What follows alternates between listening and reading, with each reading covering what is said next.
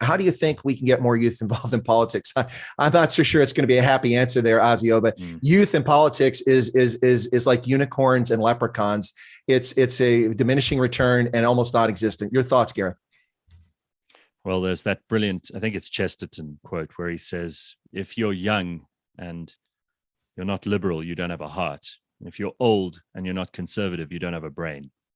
And I've always maintained that student politics and the heat and the passion that's involved in what young people believe, and while it's untested, and in almost every society where the young are allowed too much of a say before they're able to really figure out responsibilities like tax and paying a mortgage and raising their own children, they should not be allowed to make more than their proportion of the decisions in that political system.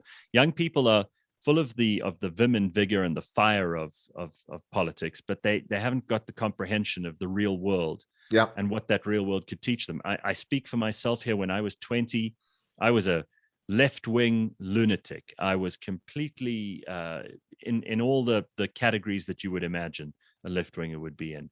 And I think I said some terrifically stupid things just to sound popular, or just to sound like I was a rebel and I knew something, or that I was slightly smarter than the person next to me who also knew nothing. I don't think that I'm necessarily the wisest person in the room now, but I've certainly learned that your elders, and especially those who aren't addled, you don't want the oldest people in the whole world running things as you have in the United States, but you want shots fired. People. Well, even in the ANC, I mean, there are no young people left in the ANC's leadership. They're all over 60 years old, and Fossils. That's not a bad age. 60 is okay, but we're talking 80 in the case of some people, and there's no reason in the world that we would let an 80-year-old run a factory, just like we wouldn't let an 8-year-old run a factory. And we should be the same with politics.